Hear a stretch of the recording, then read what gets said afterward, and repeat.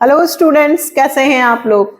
Class 11th में हम लोग आज से स्टार्ट करने वाले हैं जीएसटी का फर्स्ट क्वेश्चन भी आपको करवा रही हूँ। बट पहले उससे थोड़ा सा जीएसटी क्या होता है, कौन सा टैक्स होता है, कैसे लगेगा, ये सारी कैलकुलेशन मैं आपको समझाती हूँ और थोड़ा सा इसका बेसिक बताती हूँ। ठीक है, तो करें स्टार्ट। आज से हम लोग स्टार्ट कर रहे हैं टीएस ग्रेवाल का चैप्टर 12। सबसे पहले देखो बेटा, जीएसटी का full form goods service and tax. जो भी माल हम खरीदते हैं, बेचते हैं, आप कोई भी सामान बाजार से लेकर आते हो, वहां पे एक चीज लिखी होती है इंक्लूडेड टैक्स, इंक्लूसिव टैक्स। आप सपोज कीजिए पानी की बोतल खरीदी आपने, उस पर भी टैक्स इंक्लूड है। आप अपनी जितनी भी कॉपीज, किताबें, ये सब इनमें ऑलरेडी टैक्स इंक्लूड है। टैक्स कितने तरह के होते हैं? टैक्स दो तरह के होते हैं, एक डायरेक्ट टैक्स और एक इनडायरेक्ट टैक्स। ये भाई टैक्स कौन लेता है? गवर्नमेंट लेता है। क्यों लेता है? क्योंकि गवर्नमेंट, सरकार जो भी काम करती है तो उसके लिए उसको पैसा चाहिए ना। तो टैक्स से सरकार को बहुत इनकम होती है। जितने भी सड़कें बनाना, रोड्स बनाना, हॉस्पिटल्स बनाना, गवर्नमेंट कितने सारे काम करती है। तो पैसे कहाँ से आते हैं? पब्लिक से ही तो पैसा लेती है। तो पहले क्या होता था, जीएसटी तो अभी स्टार्ट हुआ है। अब पहले तो हमें ये पता होना चाहिए कि टैक्स कितने तरह के होते हैं। दो, जैसे कि हम जो पैसा कमाते हैं, सैलरी, हम लोग कहीं काम करते हैं और हमको सैलरी मिलती है, तो उस पर हमें टैक्स देना पड़ता है ना। तो वो कौन सा टैक्स होता है? डायरेक्ट। क्यों? क्योंकि वो हमें पता है कि मैंने 10 लाख रुपए कमाए हैं और 10 लाख पे मुझे सपोज करिए कि 15%, 18% टैक्स देना है। तो 10 लाख पर, ये रेट मैं सही नहीं बता रही हूँ, सिर्फ एज्यूम कर रहे हैं। मान लीजिए मेरी सैलरी 10 लाख है या जो भी है, मुझे स्लैब रेट नहीं सिखानी है आपको यहाँ पर, सिर्फ ये बताना है कि डायरेक्ट टैक्स और इनडायरेक्ट टैक्स में अंतर क्या होता है। तो मान लीजिए मैंने 10 लाख पे 18% मुझे टैक्स देना है, तो कितना हुआ? 1,80,000 रुपए मुझे सरकार को टैक्स देने पड़ेंगे। ये मेरा कौन सा टैक्स है? डायरेक्ट, क्योंकि मुझे अपनी जेब से देना पड़ रहा है। मुझे पता है ये बर्डन में किसी और के ऊपर नहीं डाल सकती। मेरी इनकम है, मुझे टैक्स भरना है। आप पानी, वाटर टैक्स भरते हो, इलेक्ट्रिसिटी बिल, इलेक्ट्रिसिटी टैक्स भरते हो। तो ये सारे कौन से टैक्स होते हैं? डायरेक्ट, और जो इंक्लूड नहीं है। लेकिन जब आप होटल में खाना खाने गए, आप शॉपिंग पर गए, मॉल्स में आपने कुछ भी सामान खरीदा, ठीक है, आप जो भी सामान खरीदते हो, सपोज करिए आपने 5,000 का सामान खरीदा। अब 5,000 रुपए का आपने कपड़े खरीदे, उस पे 8%, ठीक है, या 10% या 12% टैक्स लगा हुआ है। तो 12 पंजे 60, 600 रुपए। तो आपको कितने पे करने पड़ेंगे? 5,600। आप कभी भी अभी जाओ, कुछ भी शॉपिंग करके आओ, देखना वहां पे आपका जो अमाउंट होगा, उसके बाद जो भी सेलर होता है, जो आपको सामान बेच रहा है, वो आपसे टैक्स भी लेता है ना। तो हम जो भी पे करके आते हैं उसमें टैक्स इंक्लूड होता है। और ये बुक्स हैं, इनमें सब में टैक्स इंक्लूड है। तो जितनी भी वस्तुएं हम खरीदते हैं, बेचते हैं, वो सब उसमें जीएसटी क्या होता है? इंक्लूड होता है। अब जीएसटी के नाम आपने सुने होंगे, सीजीएसटी, एसजीएसटी। इसका क्या मतलब हुआ? सी से होता है बेटा सेंट्रल गुड्स सर्विस टैक्स, और एस से बनता है state goods service and tax. जब भी अगर मैंने कहा कि 12%, अच्छा यहां पे स्टेट वाली बात ध्यान रखनी है। स्टेट, जब हम सेम स्टेट में, जैसे कि अभी हम एमपी में रह रहे हैं, तो यदि मान लीजिए हमने, ठीक है, मैं कहाँ रहती हूं? मंदसौर में। मंदसौर कहाँ है? एमपी में। अगर हमने मंदसौर से हमने इंदौर से कुछ माल खरीदा तो दोनों ही एमपी में आते हैं, मध्य प्रदेश में आते हैं। ठीक है, मान लीजिए मैंने 10,000 का सामान इंदौर के व्यापारी से खरीदा। ठीक है, तो 10,000 के सामान पर मैंने 6% जीएसटी दिया, तो इस 6% में से 3% सेंट्रल गवर्नमेंट रख लेगी और 3% स्टेट गवर्नमेंट रख लेगी।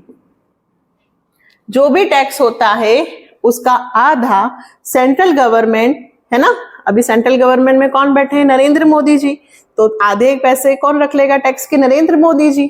ठीक है, और हमारे एमपी में कौन है? यादव जी, तो आधे वो रख लेंगे।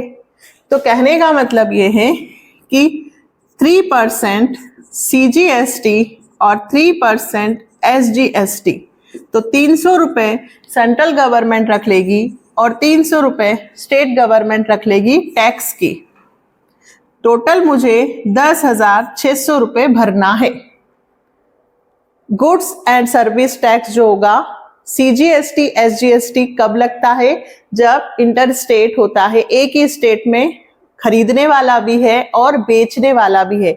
जब सेलर और परचेसर दोनों सेम स्टेट के होते हैं तो सीजीएसटी एसजीएसटी लगता है। फिर एक और होता है IGST, integrated goods service and tax.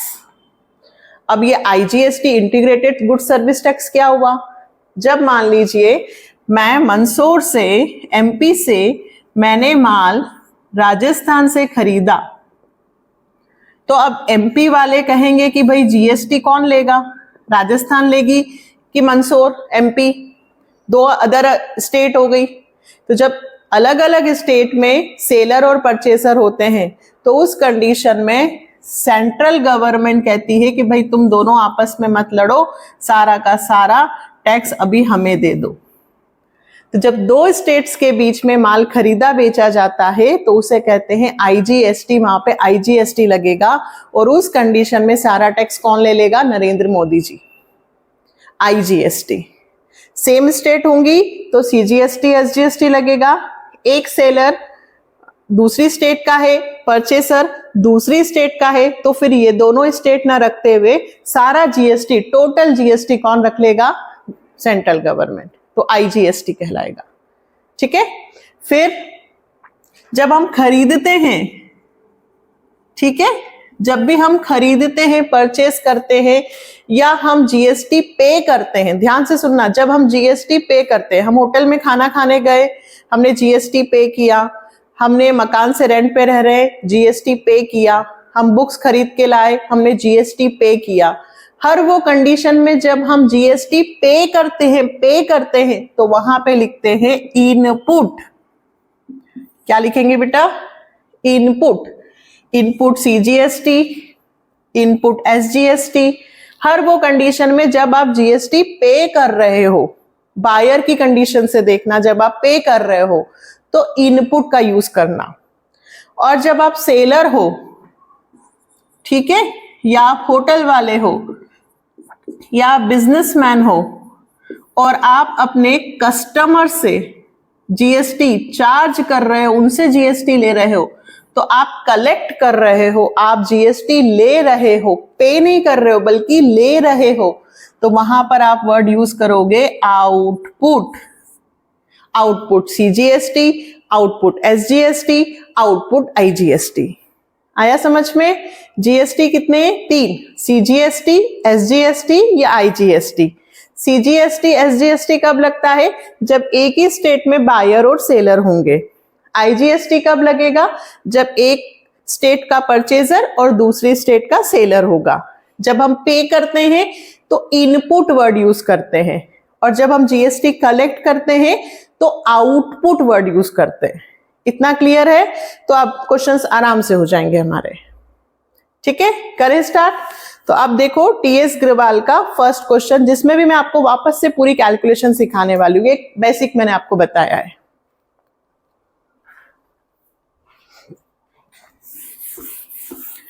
तो अब हम स्टार्ट करते हैं जीएसटी का फर्स्ट क्वेश्चन, ठीक है, जिससे आपको और क्लियर होगा कि कहां पे इनपुट वर्ड आएगा, कहां पे आउटपुट, कहां पे CGST SGST लिखना है और कहां पे IGST। तो पहले मैं क्वेश्चन को रीड करती हूं। TS ग्रेवाल का 2024-25 एडिशन, फर्स्ट क्वेश्चन, ठीक है। Journalize the following transaction in the books of Gurman of Delhi. Sold goods to Krishna of Delhi at the least price 20,000 less trade discount 10%, 8 CGST SGST 9% each, allowed cash discount 5%. He paid the amount immediately. Next, supply goods costing 6,000 to Mohan of Kolkata, issued invoice at 10%, above cost less 5% trade discount plus IGST 18%. Direct कहा है कि IGST लगाना है 18%। ये जो percentage की rate होती है आपको याद करने की जरूरत नहीं है बेटा, ये क्वेश्चंस में हमेशा देंगे कि 0% है, 5% है, 12% है, 18% है, ये सब आपको देंगे। Next, goods valued at 2,500 distributed from stock as sample as part of an advertising campaign. These goods were purchased paying CGST SGST 9% each. And last, sold good costing 1 lakh to Anil of Delhi at a profit of 20% on sales less 20% TD plus CGST SGST 9% each. ठीक है, तो ये questions हो गए हमारे चारों। अब हम करते हैं स्टार्ट। तो फर्स्ट का हमने माल किसको बेचा है? कृष्णा को। ठीक है, हर क्वेश्चन का यहाँ पे वर्किंग नोट बनेगा, ये ध्यान रखना। पहले वर्किंग नोट फिर हम लोग करेंगे। तो यहां मैं लिखती हूं वर्किंग नोट्स। बिना वर्किंग नोट्स के बेटा आपकी जर्नल एंट्रीज नहीं होंगी। और एक और बात, जिसे जर्नल एंट्रीज नहीं आती तो वो CGST SGST की जर्नल एंट्री नहीं बना पाएगा। तो पहले बेसिक कंसेप्ट जर्नल एंट्री का। अब हमने कृष्णा को माल बेचा है, ठीक है। हम कहाँ के हैं? गुरमान ऑफ दिल्ली। ऊपर लिखेंगे in the books of Gurman, Delhi के हैं हम। अब दिल्ली का ही ट्रांजेक्शन होगा तो CGST SGST लगेगा। हमने सेल्स किया है तो हम कस्टमर से GST कलेक्ट करेंगे, तो सेल्स के साथ क्या वर्ड यूज होगा? आउटपुट। ठीक है, पहले हम कैलकुलेशन करते हैं। लीस्ट प्राइस मतलब हमने माल कितने का बेचा? 20,000 उसकी अंकित मूल्य है ना, जो छपा हुआ प्रिंटेड है, MRP 20,000 है। लेस ट्रेड डिस्काउंट 10%, तो पहले लेस 10% ट्रेड डिस्काउंट, तो 20,000 का 10% कितना आता है बेटा? 2,000, 18,000। सबसे पहले सुनना ध्यान से, ये वाला आफ्टर TD कहां कहां आपको क्या क्या कैलकुलेशन में ध्यान रखना है। हमेशा TD के बाद, हमेशा TD के बाद ये जो अमाउंट आएगा वो परचेज या फिर सेल्स, जो भी आप क्वेश्चन में कर रहे हो वो लिखना है यहां पर हमेशा। इसके बाद अगर कैश डिस्काउंट है तो वो लिखना, कैश डिस्काउंट है यहाँ पे 5%, तो 18,500 900, फिर माइनस किया 17,100। कैश डिस्काउंट हम मेंशन करते हैं, ठीक है। अब इसके बाद GST। देखिए, सबसे पहले जब भी आप सामान खरीदने जाओगे पहले सारे डिस्काउंट कम करवाओगे ना, फिर GST दोगे। 20,000 पे GST दोगे तो आपको भारी पड़ेगा ना, तो पहले अपन वैल्यू कम करवाते हैं, यानी कि पहले डिस्काउंट क्या होते हैं? माइनस। उसके बाद सबसे लास्ट में टैक्स प्लस होगा। अब कितना % टैक्स है? तो आपका GST है, CGST एंड SGST 9% ईच, है ना। 9% ईच मतलब 9% CGST दे रहे हैं और 9% SGST, टोटल 18% टैक्स दे रहे हैं हम। एट 9% CGST और 9% SGST। तो 17,100 का 9% यदि मैं निकालती हूं तो 1539 मैंने स्टेट गवर्नमेंट को दे दिया और 1539 मैंने सेंट्रल गवर्नमेंट को दिया। तो टोटल मैंने कितना कैश पेमेंट किया? 20,178 ये मैंने कैश में पेमेंट किया है। क्या करना है ध्यान से समझो। सबसे पहले जितने का आपने खरीदा बेचा वो लिखना, डिस्काउंट हमेशा माइनस करना, फिर कैश डिस्काउंट हो और फिर जीएसटी प्लस करना। ऐसे ही बिल बनाकर मैं दूंगी कि आपने इतने का माल खरीदा, सर मैंने इतना टीडी माइनस कर दिया, इतना सीडी, इसके बाद आपको मुझे इतना टैक्स देना है। ठीक, अब मैंने माल काय में बेचा? नगद, मेरे पास पैसे आ रहे हैं। कैश अकाउंट डेबिट, जहां कैश आएगा वहीं पे डिस्काउंट आएगा। कौन सा discount? Cash discount. Discount allowed account debit. ठीक है, डिस्काउंट कितने रुपए? हमेशा कौन सा वाला मेंशन करते हैं? Cash discount. मैंने आपको जर्नल का एक एक क्वेश्चन करवाया है ना। यदि कहीं भी दिक्कत आए तो वापस से जर्नल पे शिफ्ट हो जाना। फिर सेल्स कर रही हूं मैं, टू सेल्स। अब सेल्स कितने में कर रही हूं? तो टीडी के बाद ये वाला अमाउंट, ये हमेशा परचेज या सेल में आएगा। अगर परचेज किया तो परचेज में, सेल किया तो सेल में। 18,000। फिर सेल्स के साथ क्या वर्ड यूज होता है? आउटपुट, क्योंकि मैं कस्टमर से जीएसटी कलेक्ट कर रही हूं। बहुत सिंपल है बेटा। To output CGST, to output SGST. कितना कितना कलेक्ट किया? 1539 1539। ठीक है, और अब इन तीनों को प्लस करके उसमें से मैं 900 माइनस करूं, ऐसा हम लोग करेंगे। बट मैं वो भी नहीं, उसका भी शॉर्टकट बताती हूं आपको।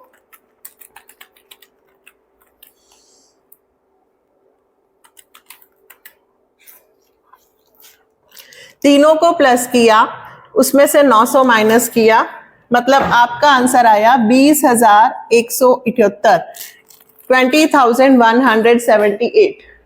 ये रहा। मतलब जीएसटी के बाद मुझे अपनी जेब से कितने रुपए देने पड़े? ये वाला पैसा कहाँ आएगा? कैश। या मैंने क्रेडिट किया होगा। क्रेडिट होता है तो यहाँ पे क्या वर्ड यूज हो जाएगा? नेम। आप बस इसको लिख लो, आपके सारे क्वेश्चन हो जाएंगे। फिर से सुनना, सबसे पहले टीडी माइनस करना। ये अमाउंट कहाँ जाएगा? या तो परचेज या cell.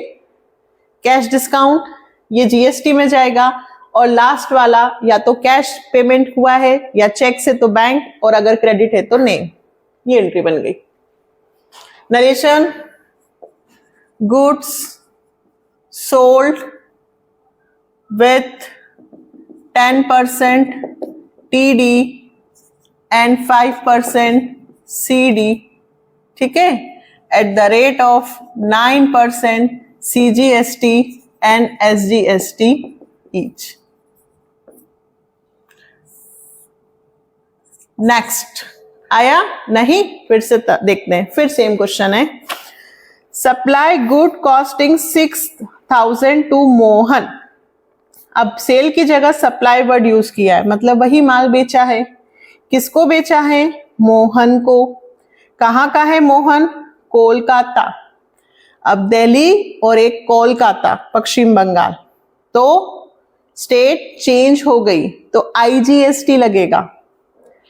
Issued invoice 10% above cost less 5% TD plus IGST 18। इन्होंने लिख के भी दिया है। अच्छा, ये लोग कैश में पेमेंट हो रहा है? नहीं, कहीं भी कैश का नाम नहीं है। इसका मतलब ट्रांजैक्शन उधार है, क्रेडिट है। तो यहाँ पे नाम मेंशन करेंगे। हमने किसको माल बेचा है? मोहन को। तो जर्नल एंट्री क्या बनेगी? Mohan's account debit to sales account, और सेल्स के साथ में जीएसटी कलेक्ट कर रही हूं तो to output IGST, integrated good service tax. अब आता है नरेशन, आप लोग लिखना, गुड सोल्ड टू मोहन, ठीक है। अब बात आती है फिर से वर्किंग नोट, ये फर्स्ट का है बेटा, फिर से देखना वर्किंग नोट। सबसे पहले हमने मोहन को जो माल बेचा वो 6000, जिसपे 10% एबोव, मतलब में जो इनवॉइस प्राइस यानी कि मैं जो बिल में अमाउंट लिख रही हूं वो 6000 नहीं बल्कि 10% ज्यादा बनाकर लिखूंगी, यानी कि मैं बिल में 6600 रुपए लिखूंगी। प्रॉफिट ऐड कर लिया है, 6000 रुपए की कॉस्ट है, 10% में और बिल में जोड़कर लिख रही हूं तो 6600। फिर उन्होंने कहा मैं सर मैम कुछ डिस्काउंट तो दीजिए, तो हमने कहा ठीक है ले लीजिए। फिर कितना परसेंट डिस्काउंट, लेस 5 है, नहीं 10%, 5% एट डिस्काउंट, तो अब 5% ट्रेड डिस्काउंट, तो 6600 का 5%, वैसे तो 330 आएगा, बिल्कुल सही 330, 330 माइनस किया 6270, और फिर टीडी के बाद आता है लास्ट में 18% IGST, तो 18%। अब ध्यान से सुनना, 11 to 8.6, 1128.6 आया है, तो ये 0.5 से बड़ा है, तो मैं राउंड फिगर में से कितना बना दूंगी, 11 to 9, ठीक है। फिर से चेक कर लेते हैं, 6270 का 18% प्लस किया 7399, ये हमारा। अब कौन सा अमाउंट कहां लिखते हैं, तो सबसे लास्ट वाला हमेशा कैश या नेम, ये लिखा है मैंने, सबसे लास्ट वाला हमेशा कैश या नेम। इसमें कैश आएगा कि नेम, नेम, क्योंकि इस बार उधार है। फिर ये जीएसटी में आ जाएगा, और टीडी के बाद, ये रहा टीडी के बाद, टीडी के बाद वाला हमेशा परचेज या सेल। 3 लाइन याद कर लो, टीडी के बाद purchase sale, last amount cash या बैंक या नेम, नेम क्यों, क्योंकि क्रेडिट है, और ये जीएसटी, तो जीएसटी की जगह कितना लिखूं, 11 to 9, ठीक है। टीडी के बाद 6270 कहां लिखूं, सेल्स में, और दोनों को प्लस करके कहां लिखूं, लास्ट वाला कैश या नेम। कैश कब, जब नगद बेचेंगे तो कैश में, उधार बेचेंगे तो नाम, ये तो मैंने आपको बहुत अच्छे से जर्नल एंट्री में सिखाया है। लास्ट वाला अमाउंट हमेशा लिखेंगे ना, ठीक है, clear. Third, goods value 2500 distributed from stock as sample, 2500 रुपए का माल आपने फ्री सैंपल के रूप में बांटा। जो आपने खरीदा था 9% के सीजीएसटी एसजीएसटी पे, तो जो माल आपने खरीदा था वो कम हो गया है ना। क्या जनरल एंट्री सिखाई थी, एनी कॉजेस, किसी भी कारण से खरीदा हुआ माल यदि कम होता है तो हम परचेज को क्रेडिट करते हैं। तो यहां पे लिखेंगे हम फ्री एज सैंपल लिखो या एडवर्टाइजमेंट लिखो, बात एक ही है। मैंने क्या लिख दिया, एडवर्टाइजमेंट अकाउंट डेबिट टू, खरीदे हुए माल की वैल्यू कम हो गई है, ठीक है। मैंने जो माल खरीदा था, कितने का खरीदा था, 2500 रुपए का, क्योंकि टीडी सीडी नहीं है, डायरेक्ट लिख सकते हैं। 2500 रुपए का जो माल खरीदा था वो मैंने फ्री में डिस्ट्रीब्यूट कर दिया, तो इस 2500 रुपए पे मैंने जीएसटी भी तो भरा होगा, कितना परसेंट, तो 2 इनपुट सीजीएसटी इनपुट एसजीएसटी। जो मैंने माल खरीदा था उस पे मैंने कितना परसेंट, 9%, इन्होंने खुद ही ने कहा है कि जीएसटी, तो 2500 इंटू 9%, 225 रुपए मैंने सेंट्रल और स्टेट गवर्नमेंट को दिए थे। तो मैंने टोटल 2950 रुपए का माल डिस्ट्रीब्यूट किया है, ना कि 2500 रुपए का। जो माल मैंने, अच्छा मैं कभी कहूं सर, एक आपको एग्जांपल देती हूँ, मान लीजिए मैंने एक एसी खरीदा, ठीक है, 30,000 का, और मैंने 5,000 उस पर टैक्स भी भरा है और रास्ते में वो चोरी हो गया, तो मैं ऐसा कहूंगी कि मेरा 30,000 का एसी का नुकसान हो गया, 35,000 रुपए का मेरा एसी चोरी चला गया। क्यों? क्योंकि 30 और 5,000 मैंने टैक्स भी तो भरा है, तो मैं हमेशा कितना बोलूंगी? 35।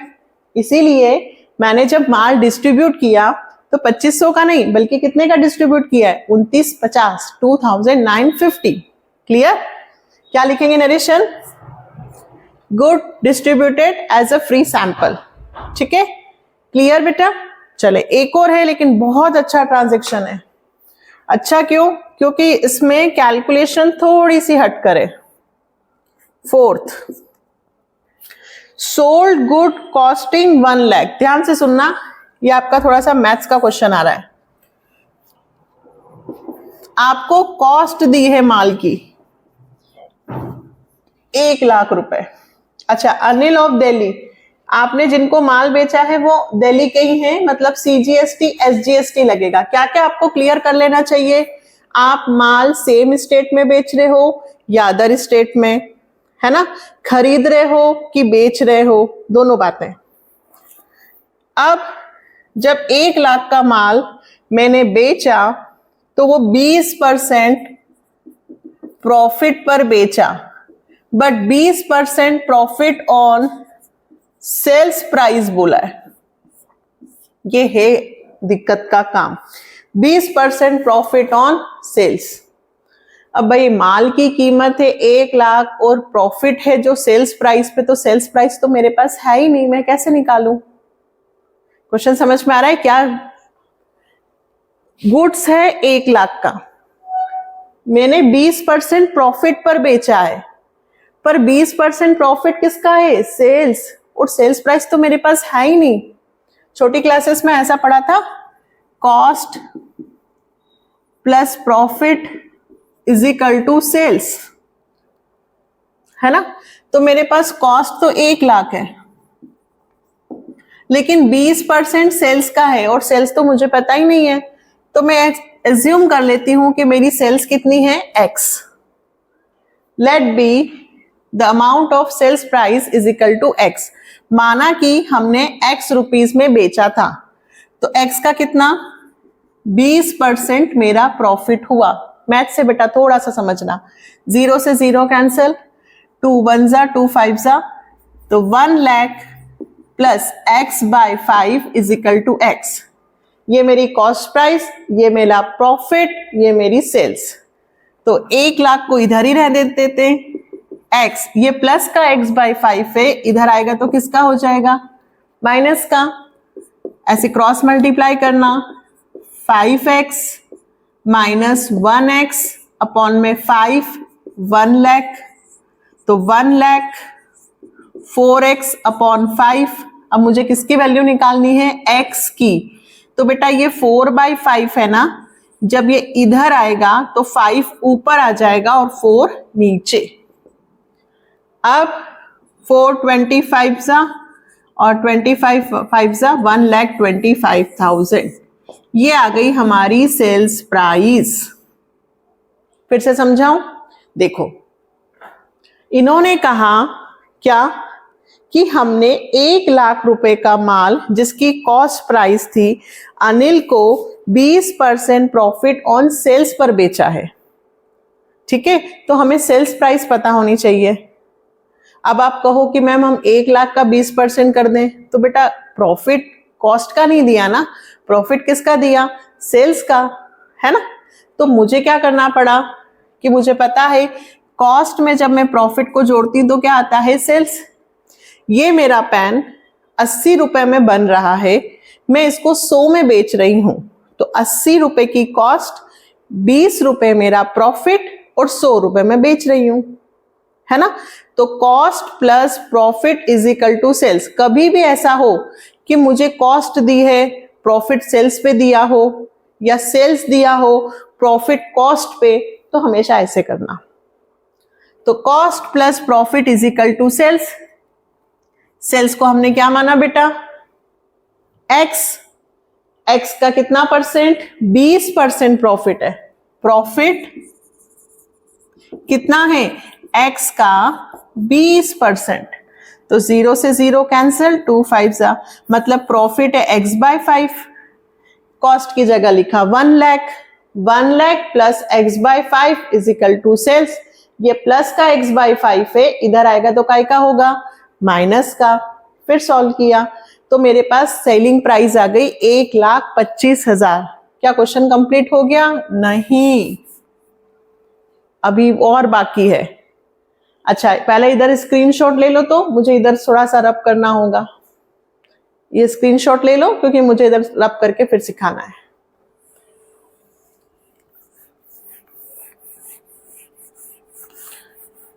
ज्यादा टफ नहीं है बट बिल्कुल इजी भी नहीं है, ये कह सकते हैं। देखो, अब मेरी सेलिंग प्राइस है 1,25,000। अब मैं यहां से क्वेश्चन स्टार्ट करती हूं। अब इन्होंने कहा profit 20% on sales less 20% trade discount, तो मैं 1,25,000 में माल बेच रही हूं, लेकिन 20% क्या दे रही हूं, ट्रेड डिस्काउंट। तो 1,25,000 का 20% 25,000 आएगा।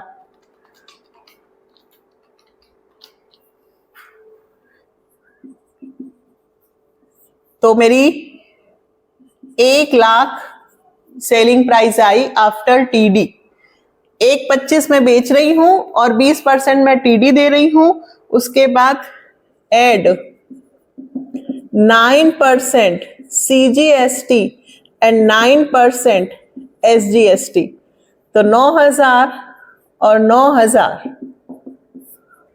तो 1,18,000 रुपए में मैं अनिल को माल बेच रही हूं। कुछ स्टूडेंट्स कहेंगे इतनी कैलकुलेशन की क्या जरूरत थी, डायरेक्ट 1,00,000 ले लेते। नहीं, 1,00,000 कॉस्ट थी, मैंने सेल्स 1,25,000 का 20% प्रॉफिट लिया, ठीक है। फिर 1,25,000 पे मैंने 20% टीडी दिया है, फिर उसके बाद जीएसटी प्लस किया है। अब मेरी एंट्री क्या बनेगी, क्या सिखाया मैंने, फिर से बताओ। टीडी के बाद जो अमाउंट आता है वो या तो परचेज में लिखते हैं या फिर सेल्स में। हमेशा टीडी कभी शो करते हैं क्या? नहीं, टीडी को कभी शो नहीं करते। ये जीएसटी में आएगा और ये या तो कैश या फिर नाम, इसमें क्या आएगा, नेम। क्यों? क्योंकि इसमें हमने उधार बेचा है, क्योंकि कैश का नाम नहीं लिखा है, मतलब हमने उधार बेचा है अनिल को। तो फोर्थ एंट्री बनेगी Anil's account debit to sales account to output CGST to output SGST, ठीक है। अब बताइए सेल्स में कितने लिखूं, 1 lakh, output CGST 9,000, output SGST 9,000। Mohan से मैं कितने रुपए कलेक्ट करूंगी, 1,18,000। ये नरेशन बन जाएगी। बहुत इजी है बेटा, बस इतना ही यदि आप कर लेंगे तो भी जीएसटी आराम से हो जाएगा। देखो मैंने सब में सेल्स किया है, यहां भी सेल्स, यहां भी सेल्स, यहां भी सेल्स। जब सेल्स करते हैं तो कस्टमर से जीएसटी कलेक्ट करते हैं, तो क्या वर्ड यूज करना है, आउटपुट, ठीक है। और जब परचेज तो उसके साथ इनपुट, ठीक है। क्लियर हुआ? कुछ समझ में आया? नहीं आया? कमेंट सेक्शन करके बताना, ठीक है। नेक्स्ट क्वेश्चन फिर से मैं करवा रही हूं अगले वीडियो में, इस वीडियो में नहीं। पहले आप बेसिक और इसके अच्छे से कैलकुलेशन सीखना, इस पर बहुत ध्यान देना, ये बिल्कुल आ सकता है एग्जाम में। यदि कोई प्रॉब्लम हो तो फिर बताना, नेक्स्ट वीडियो में फिर समझा दूंगी, ठीक है। तो मिलते हैं नेक्स्ट वीडियो में बहुत जल्दी फिर से जीएसटी के साथ। कल ही मिलते हैं वापस से, कल फिर आपको वीडियो मिलेगा। आज इसकी अच्छे से प्रैक्टिस कर लो। Like, subscribe, share, support the channel. Bye, take care.